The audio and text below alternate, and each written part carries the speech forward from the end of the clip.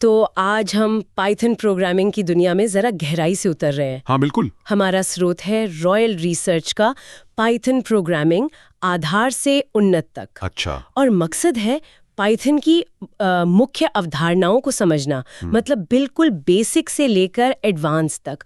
और ये भी कि ये अलग अलग फील्ड्स में इतनी ज़रूरी क्यों है। सही बात है। पाइथन की शुरुआत तो काफी सीधी सादी है।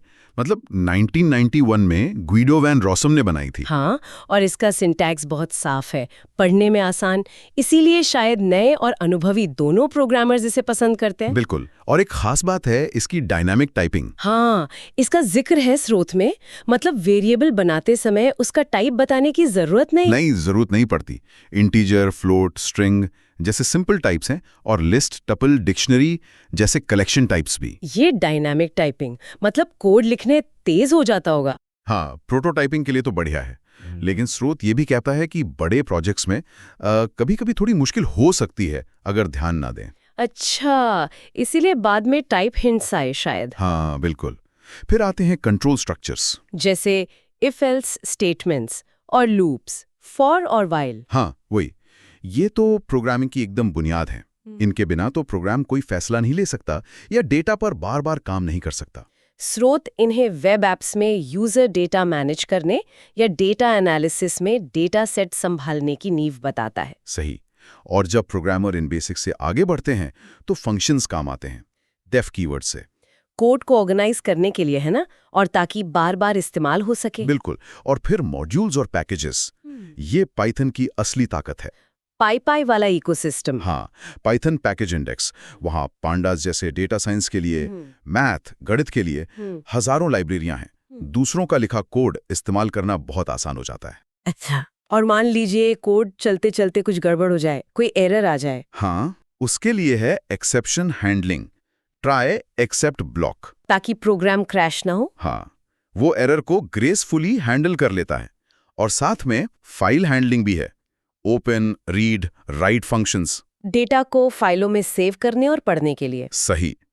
ये जो मध्यवर्ती कॉन्सेप्ट्स हैं, functions, modules, exception handling, file handling, ये सब मिलकर डेटा प्रोसेसिंग पाइपलाइन या सिंपल वेब सर्वर बनाने में मदद करते हैं। ठीक है, लेकिन स्रोत कहता है कि असली मजा तो एडवांस्ड कॉन्सेप्ट्स में है, खासकर बड़े प्रोजेक्ट्स में, जैसे ऑब्जेक्ट ओरिएंटेड प्रोग्रामिंग, ओपी। बिल्कुल सही। ओपी मतलब क्लास और ऑब्जेक्ट का इस्तेमाल करके कोड को व्यवस्थित करना। ये बड़े कॉम्प्लेक्स एप्लीकेशंस के लिए बहुत जरूरी है। जैसे जेंगो फ्रेमवर्क, स्रोत उसका उदाहरण देता है। हाँ, जेंगो जैसे वेब फ्रेमवर्क पूरी तरह ओओपी पर बने हैं। इससे बड़े स्केल के वेब एप्लीकेशन बनाना और उन्हें मेंटेन करना आसान हो जाता है। और यहाँ एक बहुत दिलचस्प बात आती है। स्रोत पाइथन 3.13 में एक एक्सपेरिमेंटल फ्री थ्रेडेड मोड की बात करता है। हाँ, वो जीएल को हटाने वाला। हाँ, ये जेल क्या चीज है, पहले तो ये बताइए, और इसे हटाना इतनी बड़ी बात क्यों है? देखिए, जीआईएल यानी ग्लोबल इंटरप्रेटर लॉक, वो एक तरह का ताला है जो सी पाइथन, जो सबसे कॉमन पाइथन है, में एक वक्त में सिर्फ एक ही थ्रेड को पाइथन बाइट कोड चलाने देता है। ओहो, तो मतलब मल्टी थ्रेडिंग का असली फायदा नहीं मिलता था सीपीयू वाले कामों में। एग्जैक्टली। सीपीयू बाउंड कामों के लिए सही पैरेललिज्म नहीं मिलता था। तो स्रोत के मुताबिक जीएल को हटाना भले ही अभी एक्सपेरिमेंटल है, पाइथन को उन मल्टी थ्रेडेड एप्स में काफी तेज बना सकता है जो सीपीयू का बहुत इस्तेमाल करते हैं, जैसे साइंटिफिक कंप्यूटिंग या कुछ सर्वर एप्लीकेशंस।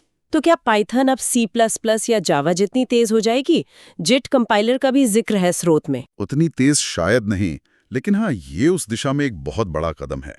और वैसे भी स्रोत बताता है कि पाइथन 3.11 के बाद से परफॉर्मेंस में काफी सुधार हुए हैं। अच्छा। और हाँ, एक एक्सपेरिमेंटल JIT यानी जस्ट इन टाइम कंपाइलर पर भी काम चल रहा है।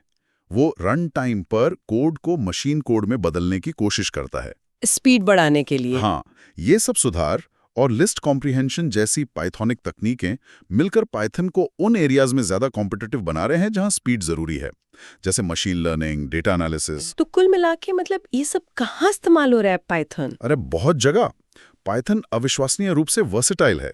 स्रोत बताता है वेब डेवलपमेंट में फ्लास्क, जेंगो है। डेटा साइंस और मशीन लर्निंग तो है, पांडास, नंपाई, टेंसरफ्लो, पाइटॉर्च। बिल्कुल। ऑटोमेशन, स्क्रिप्टिंग, साइंटिफिक कंप्यूटिंग, यहाँ तक कि गेम डेवलपमेंट में भी पाइगेम के साथ यूज होता है।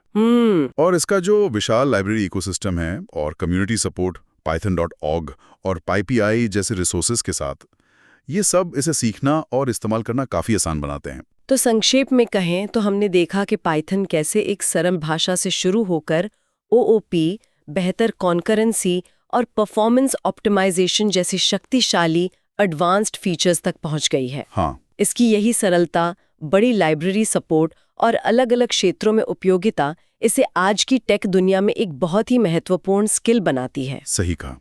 और अंत में एक विचार छोड़ जाता हूं जिस पे सोचा जा सकता है। स्रोत भी इस तरफ इशारा करता है कि जैसे जैसे पाइथन का प्रदर्शन सुधर रहा है, खासकर ये GIL फ्री मोड और JIT जैसी चीजों से, तो क्या भविष्य में ये उन डोमेन्स में और बड़ी भूमिका निभा सकता है जहां पारंपरिक रूप से C++ या जावा जैसी भाषाएं हावी रही हैं, जहां परफॉर्मेंस सब कुछ है? ये वाकई एक बड़ा सवाल है। हाँ, ये सवाल पाइथन के भविष्य के लिए काफी मायने रखता है।